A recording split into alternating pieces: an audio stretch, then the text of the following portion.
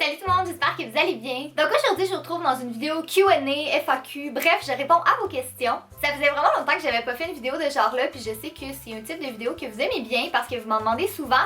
Donc j'ai pris les questions que vous m'avez posées sur Facebook et Instagram. La vidéo d'aujourd'hui est en collaboration avec ma zone D de Desjardins, donc si jamais vous voulez avoir plus d'informations, vous pouvez aller voir leur page Facebook en cliquant juste ici. Et sur ce, ben c'est parti! La première question c'est de Sarah qui me demande: est-ce que tu économises pour quelque chose de spécial en ce moment, par exemple un voyage, une caméra, etc. Je vous dirais qu'en ce moment, j'aimerais vraiment ça aller en Europe, particulièrement en France, mais vraiment partout en Europe aussi, comme l'Italie, l'Espagne, l'Angleterre, c'est tous des pays qui me tentent vraiment. Ça fait vraiment plusieurs années que je dis que je veux aller en Europe, mais on dirait que depuis que je fais des vidéos sur YouTube et que je sais qu'il y en a plein d'entre vous qui habitent en Europe, ça me donne encore plus envie d'y aller pour pouvoir vous rencontrer. Donc ouais, c'est certain que ça coûte cher, puis c'est vraiment là-dessus que j'essaye d'économiser en ce moment. Donc à chaque semaine, je mets un 10 ou 20 $ dans un pot qui est vraiment étiqueté voyage en Europe, fait comme ça me motive. Puis c'est sûr que c'est quand même assez long, mais ça va vraiment valoir la peine parce que j'ai trop hâte de venir en Europe. Il y a Alice qui me demande comment faire pour éviter les dépenses inutiles. Je pense que mon meilleur conseil, ce serait d'éviter les tentations. Par exemple, si vous dépensez vraiment beaucoup dans le maquillage, essayez d'éviter le plus possible d'aller dans des endroits où ils vendent du maquillage. Bon là, évidemment, c'est pas possible de faire ça tout le temps, mais si vous allez dans une pharmacie ou dans n'importe quel endroit qui vendent du maquillage, posez-vous comme question, est-ce que j'en ai vraiment besoin? Aussi, je vous conseille de vous faire une liste de ce que vous dépensez à chaque jour, de l'écrire soit sur une feuille ou dans votre téléphone, parce que peut-être que le fait de voir physiquement devant vous l'argent que vous dépensez, ben ça va vous motiver à en mettre de côté. Oui, c'est le fun de se faire plaisir une fois de temps en temps, mais je pense que c'est encore plus important de pas faire des achats impulsifs, un petit peu sur un coup de tête, qui vont peut-être finir par être inutiles. La prochaine question, je pense que c'est celle qui m'a été le plus demandée, et c'est: est-ce que tu vas faire des meet-up?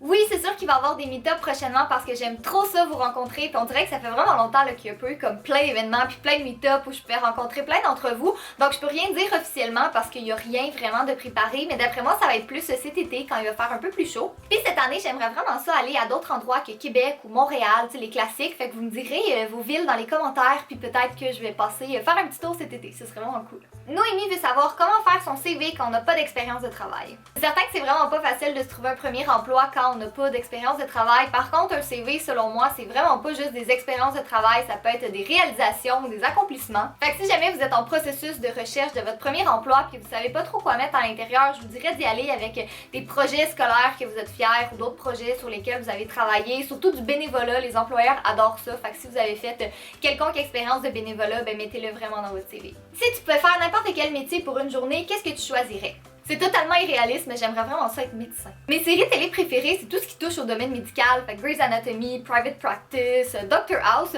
Par contre, je serais vraiment un médecin terrible parce que j'ai peur du sang. Dans les émissions de télé, ça me dérange pas, mais dans la vraie vie, je suis incapable de voir du sang, fait que c'est pas un métier pour moi. La prochaine question, c'est de Rosalie et elle me demande: c'est quoi les dépenses les plus courantes chez toi, par exemple bonbons, vêtements, maquillage, etc.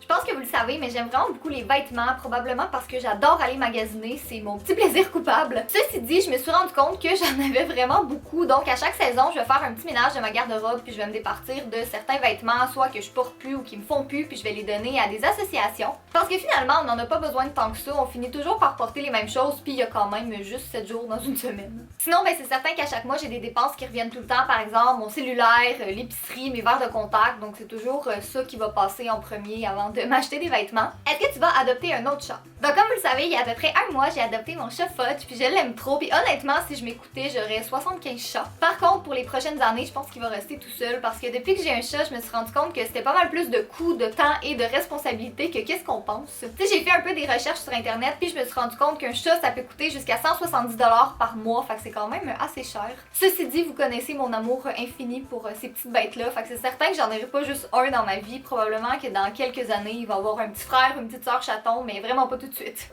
Donc voilà tout le monde, c'est tout pour ma vidéo. J'espère vraiment que vous avez aimé ça, mais surtout que ça vous a motivé à économiser. Comme j'ai dit, la vidéo est en collaboration avec ma zone D de Desjardins, fait que si jamais vous avez besoin de plus de trucs et conseils pour vous aider à gérer votre argent, ou si vous voulez adopter un chat, vous pouvez aller voir leur page Facebook, le lien est en barre d'informations. Si jamais vous voulez participer à mes prochains Q&A, ben je vous conseille de me suivre sur Facebook, Instagram ou Twitter parce que c'est à ces endroits-là que j'annonce l'appel aux questions. Donc encore une fois, un gros merci d'avoir regardé et nous on se revoit bientôt. Bye!